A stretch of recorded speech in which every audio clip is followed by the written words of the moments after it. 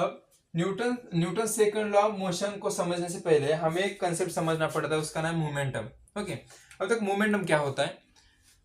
कोई भी बॉडी, अगर मैं यहाँ पर दो बॉडी लेता हूँ, एक डस्टर है और एक पेन है, और इनमें से हेवी कौन सा वाला है?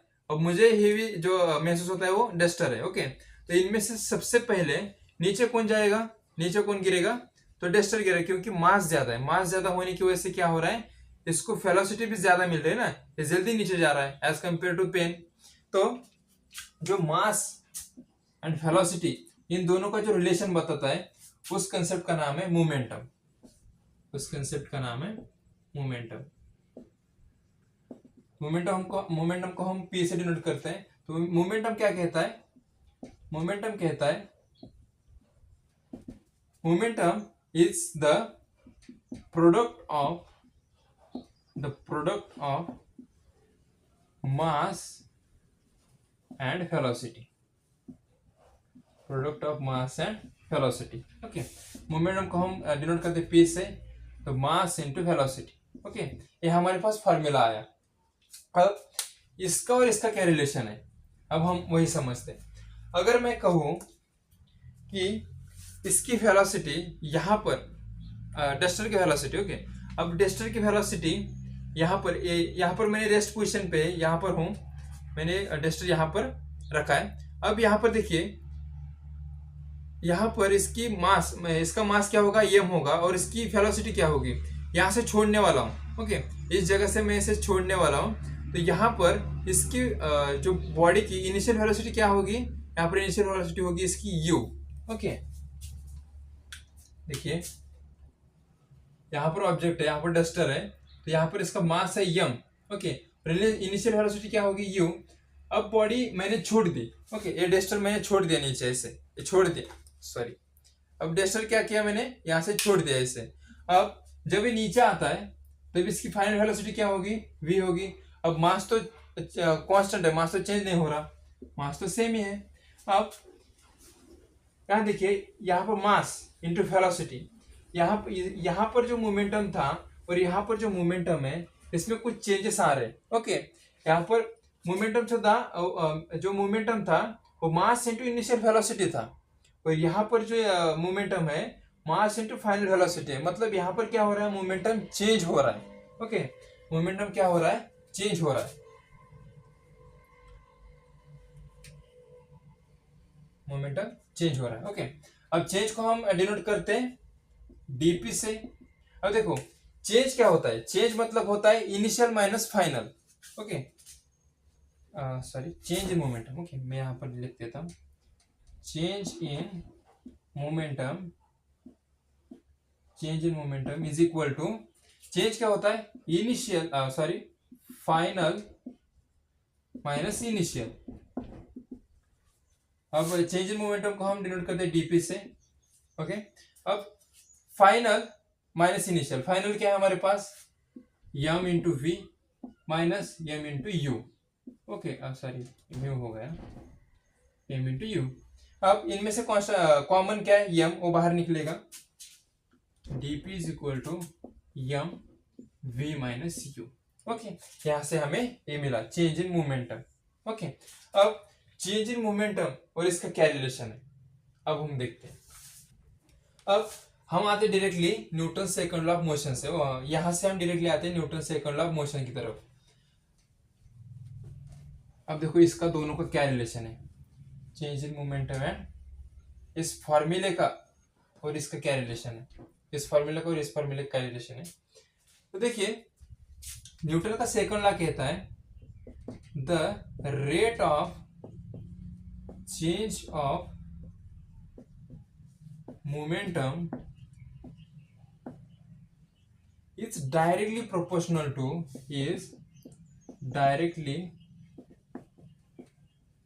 proportional to applied force.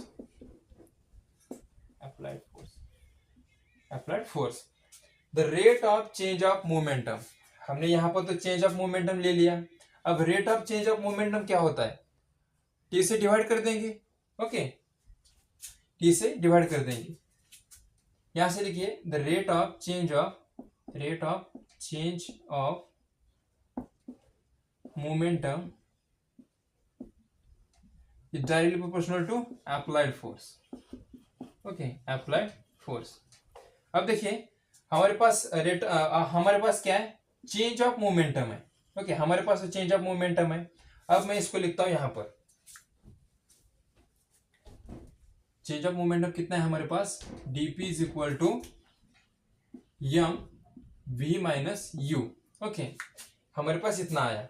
अब मुझे क्या करना है, rate of change of momentum लिखना है। तो मैं कैसे लिख सकता हूं, पर यूनिट टाइम लिख देता हूं यहां पर। Okay, rate of change of है ना, तो टाइम के साथ साथ ये जो चेंज हो रहा है, टाइम के साथ साथ यहां से मैं टी से डिवाइड कर देता हूं इसे। ओके, अब देखो टाइम के साथ साथ चेंज इन मोमेंटम, इसको मैं नहीं लिखता हूं तो चलेगा क्योंकि इसकी कोई जरूरत नहीं है। तो change in momentum per unit time is directly proportional to applied force. Okay, यहाँ पर मैंने जो फोर्स हम क्या करते हैं, एफ से डिनोट करते हैं। तो change in momentum per unit time is directly proportional to force. तो मुझे अगर फोर्स को निकालना है तो मुझे क्या यूज करना पड़ेगा, एक कांस्टेंट यूज करना पड़ेगा। ओके, कांस्टेंट यूज करना। ओके, मैं यहाँ पर लिख देता हूँ, सॉरी यहाँ पर लिख देता हूँ मैं। तो F is directly proportional to m v minus u upon t. Okay, अब देखिए मुझे अगर कांस्टेंट प्रोपोर्शनलिटी साइन हटाना है तो मुझे कांस्टेंट यूज करना पड़ेगा। मैंने कांस्टेंट के यूज किया। ओके, आर नहीं है ये, के sorry m v minus u upon t. Okay, time से डिवाइड करते हैं।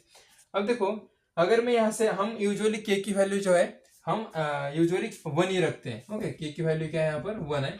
यहाँ पर मैं लिखता हूँ m v minus u upon t. अब देखो change in velocity per unit time, एक कहीं तो पढ़ा होगा आपने कि change in velocity per unit time, तो उसकी change in velocity per unit time है, ये जो है इस रिलेशन को इंडिकेट, ये जो सॉरी, अब देखो change in velocity per unit time, change in velocity पर सॉरी, तो चेंज इन वेलोसिटी यहां पर देखिए, change in velocity per unit time, ये क्या है, ये देखिए ये कंसेप्ट क्या है, यहां पर वेलोसिटी चेंज हो रही है final to initial upon time per unit time.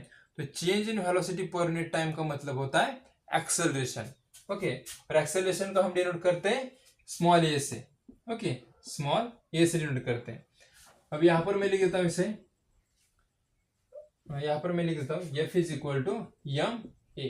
तो आ गया हमारे पास जो मैंने कहा था कि हम यूजुअल हम बार बार इस फॉर्मूले को देखते हैं, बट इसका एक्चुअली कहाँ से आता है। तो देखिए यहाँ पर मैंने लिख दिया, ये आता है सारे इतने कंसेप्ट यूज करके। ओके, मोमेंटम का कंसेप्ट यूज करके, और यहाँ पर रेट ऑफ चेंज ऑफ जो Newton second law of motion है, तो उसकी डेफिनेशन क्या है कि rate of change of momentum is directly proportional to applied force.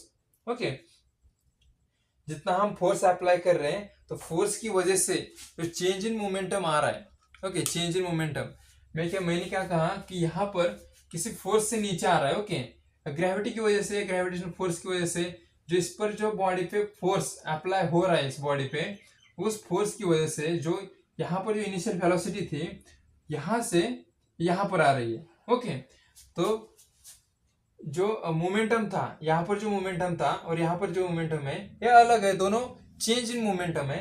तो और चेंज इन मोमेंटम किसके साथ हो रहा है, टाइम के साथ। ओके, यहाँ पर जो टाइम था अलग था, यहाँ पर टाइम अलग है। तो विथ रिस्पेक्ट टू टाइम ये चेंज इन मोमेंटम हो रहा है। Okay, the rate of change of momentum is directly proportional to applied force. अब यहाँ पर मैंने लिख दिया कि change in momentum per unit time is directly proportional to F. और अगर मुझे प्रोपोर्शनलिटी साइन हटाना है तो मुझे कुछ कांस्टेंट यूज करना पड़ेगा, उसका नाम है के, और के की वैल्यू हम यूजुअली रखते हैं 1। तो एफ इज इक्वल टू, इसको 1 रख दिया मैंने, F is equal to m v minus u upon t. अब change in velocity per unit time का होता है एक्सेलरेशन, उसे क्या कहते हैं हम, एक्सेलरेशन। और एक्सेलरेशन को हम डिनोट करते हैं ए से, F is equal to m, तो यहाँ एम, और change in velocity upon time is equal to a. Okay, F is equal to a में, तो हमारे पास आया ये वाला इक्वेशन जो हम हर बार किसी ना किसी कंसेप्ट में हम देखते हैं कि F is equal to m a. Okay, तो हमने देख लिया न्यूटन से। अगर आपको वीडियो पसंद आया होगा तो लाइक कीजिए, शेयर कीजिए अपने दोस्तों के साथ, और सब्सक्राइब करना मत भूलिए ताकि आप आने वाले वीडियोस देख सकें। ओके, तो धन्यवाद आप सभी का।